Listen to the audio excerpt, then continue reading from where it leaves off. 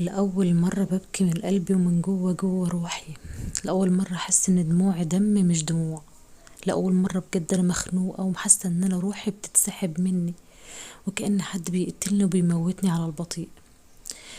خني بعد 15 سنة عشرة اكتشف ان هو بيخوني من قبل حتى ما نتجوز، من قبل ما نعرف بعض، من ايام ما كان في ثانوي لسه.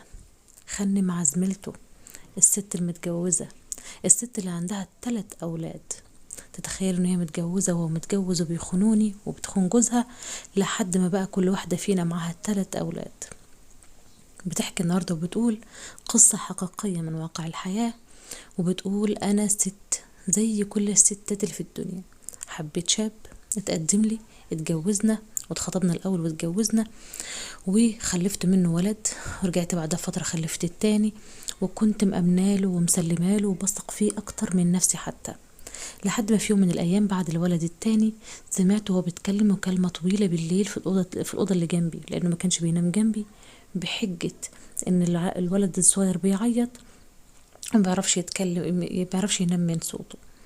قلت ماشي. ففي يوم وانا خارجه اروح الحمام بالليل سمعت مكالمه طويله بينه وبين واحده ست، استمرت اكتر من ساعه، لدرجه ان انا رجلي خضرت من الوقفه عند الباب من كتر ما انا بسمع. جبت كرسي وقعدت جنب الباب، ولقيت المحادثه الطويله العريضه في الكلام، كانه بيعمل علاقه كامله مع ست، كانه معايا انا بالظبط. انا بقيت عماله بسمع بره وانا قاعده مذهوله، كاني مش عارفه، في عالم تاني، في دنيا تانية. هو ده اللي انا اديته حب عمري، واديته اماني، واديته حناني واحتوائي واحترامي، وكل حاجه حلوه عندي اديتها له، كل حاجه ما بخلتش بيها عليه بيها. ده ده اللي انا كنت فاكراه سندي في الدنيا، للدرجه دي بيخوني وبيتكلم مع واحده غيري في نص الليل. اخدت الموضوع ده ودخلت بعد ما خلص مكالمه ونام، كل ده وهو مش حاسس بيا، وانا بره الباب كنت كاني بسمع حد بيخبطني بحاجه فوق راسي. اخدت بعض ومشيت، رحت على اوضتي وفضلت ابكي طول الليل، وقلت لا، لازم اعرف هي مين. جيت تاني يوم اخدت منه التليفون بحجة ان انا مفيش معايا رصيد وهتكلم والدتي. شفت المكالمة وقلت له من دي؟ قال لي ده مفيش، ده واحد صاحبي في الشغل. فرنيت على الرقم، اول ما رنيت الرقم فتح، لقيت بتتكلم وتقول له الو. ايوه يا حبيبي. قلت له هي دي مين، وحاولت ان انا اخليه يعترف فين وفين بعد مشكله طويله عريضه. قال لي ده كانت واحده صاحبتي، وكنا بيننا وبين بعض شويه كلام وبتاع، وموضوع منتهي وكده، وانا ماليش بغيرك وغير بيتي واولادي وكلام من ده. قلت له تمام ماشي. اخدت الرقم وحاولت ان انا اسال عليه، ومن هنا لهنا لهنا لهنا عرفت ان دي بنت زميلته من ايام الثانويه، وعرفت ان هو كان بيحبها الاول، ووالده ووالدته رفضوا ان هم يجوزوها له، لان هي انسانه ما كانتش كويسه وما كانش محترمه. سكت وعملت نفسي مش واخده بالي، وقلت يا بنتي يمكن هو فعلا هيتعدل وملوش غير بيته ومراته، ما دام اتاسف واعتذر مني مليون مره. وعديت الليله وعديت الموضوع، وقلت علشان خاطر اولادي.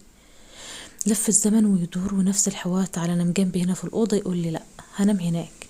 قلت له تمام. فضلت يوم ورا يوم اراقبه لحد ما قدرت ان انا اسمعه المرة التانية بنفس المكالمات، كأنه في مكالمة جنسية كاملة، كأنه معايا انا بالظبط. قلت تمام. حاولت ان انا هكر التليفون، وفعلا هكرت التليفون بتاعه، بقى كل حاجة معاه عندي، صوت وصورة، واتس ماسنجر، كل حاجة عندي. وفعلا في يوم اللي كان بيكلمها على الماسنجر وانا قاعدة في اوضتي، وقفلت الباب على نفسي كويس، ولقيت المحادثة ما بينهم بالظبط، نفس الصور، نفس الفيديوهات، كل حاجة علاقة كاملة. تتخيلوا لدرجة ان الست دي بتبعت له من اول ما اتخطبت، كل الكلام اللي بيدورها بينها وبين خطيبها، كل الكلام، كل التفاصيل الصغيرة والكبيرة، وهو نفس الشيء. لدرجة ليلة دخلتها عمالة بتحكي له عليها، وهو نفس الشيء. لدرجة ان هي صورت نفسها ليلة الدخلة وبعتت له الصور والفيديوهات. تتخيلوا اي جراءة بنت تعمل كده؟ دي شيطان او ابليس في هيئة انسان. الست اللي تصور نفسها مع جوزها في ليلة دخلتها وتقول له عشان تكون ذكرى جميلة ما بيننا، وتبعتها للافندي جوزي. وفعلا كل حاجة على الشات ما بينه وما بينها. ازاي الكلام ده؟ انا بقيت كأني مصعوقة، كأني مش عارفة الدنيا كانت بيا في دنيا تانية، مش عارفة انا كنت فين. المحادثة كأني انا في وسطهم، وفضلوا يتكلموا مع بعض لحد بعد الفجر. بتحكي له تفاصيل ان هو جوزها ازاي كان بيطلبها عشان ينام معاها، كل حاجة، وهو نفس الشيء.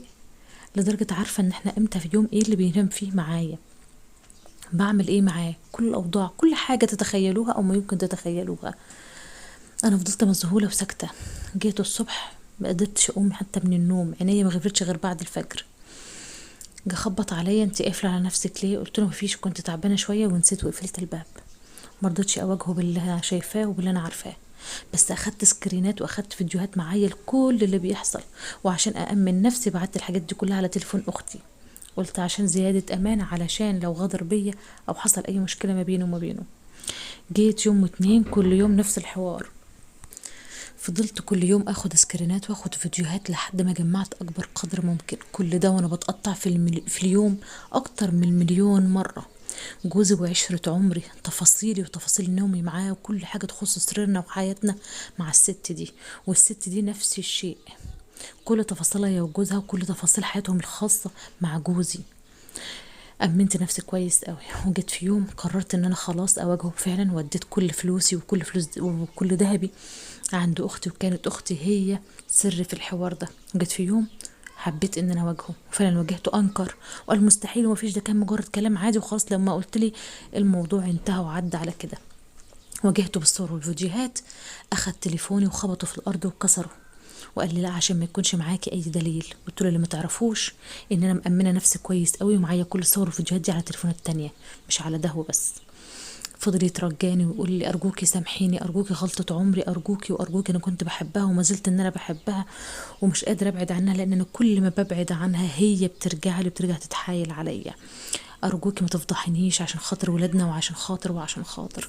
انا دلوقتي اتطلقت منه واخدت الولاد معايا، بس عايزه انتقم، عايزه انتقم لكرامتي، عايزه انتقم لروحي اللي اتدمرت، عايزه انتقم لبيتي اللي اتهد، عايزه انتقم لكل لحظه سودة عشتها في الايام اللي فاتت. وانا معايا رقم تليفون جوزها، ومعايا الواتس بتاع جوزها، ومعايا الماسنجر بتاع جوزها. اقول له ولا لا؟ اهدم بيتها زي ما هدمت بيتي ولا لا؟ اقول لجوزها علشان ما يفضلش غلبان زي ما كنت انا غلبانه ومش عارفه اي حاجه ولا لا؟ ارجوكم فيدوني في الموضوع ده. ده قصه يا جماعه حقيقيه، فياريت ما تبخلوش عليا بلايك واشتراك في القناه وتفعيل زر الجرس عشان يوصلكم كل حاجة بتوصلني. فيا ريت ما نبخلش عليها بالنصيحة، تقول للراجل ده جوز البنت اللي هي خربت بيتها دي، ولا تفضل كاتمة في قلبها وساكتة وتسيب الراجل ده ماشي على عماه زي ما هي كانت ماشية على عماها. استودعكم الله، والسلام عليكم ورحمة الله وبركاته. ويا ريت ما تنسونيش من اللايك والاشتراك في القناة وتفعيل زر الجرس، وكمان يا ريت نقول لها في التعليقات تعمل ايه بما يرضي الله. استودعكم الله، والسلام عليكم ورحمة الله وبركاته.